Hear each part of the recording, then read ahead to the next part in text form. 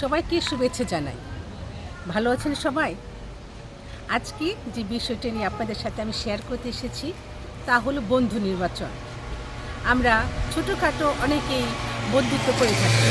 অনেকে ফেসবুকে বন্ধুত্ব, অনেকে কাছাকাছি বন্ধুত্ব। এখন তো আর পত্রমিতালি বন্ধু নেই, তো বেশিরভাগ ফেসবুক বন্ধুত্ব।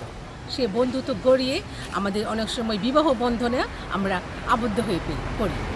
তো আমি যে বিষয়টা নিয়ে কথা বলতে চাচ্ছি বন্ধুত্ব বা বন্ধু নির্বাচন। তো ফেসবুকে তো আমরা মানুষকে জানি না, চিনি না, সে যা বলে ততটুকুই আমরা জানি। তো আমরা খেয়াল রাখবো এই বন্ধু নির্বাচনে যে সম্পর্কে আমরা প্রবেশ করব সে সম্পর্কটা কেমন।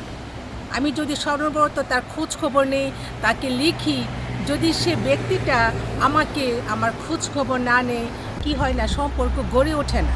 তো একটা বীজ থেকে চারা অঙ্কুরোদ্গম হওয়ার জন্য দুই পক্ষে কী করতে হবে, ওখানে পানি দিতে হবে, আলো দিতে হবে, বাতাস থাকতে হবে, যেন একটা সম্পর্ক কী হয় সুন্দরভাবে গড়ে ওঠে।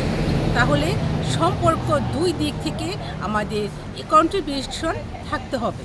তো বন্ধু নির্বাচন করুন, ভালো বন্ধুত্ব গড়ে তুলুন, যেন আমাদের জীবন আরও সুখময় মধুময় ওঠে। ধন্যবাদ সবাইকে।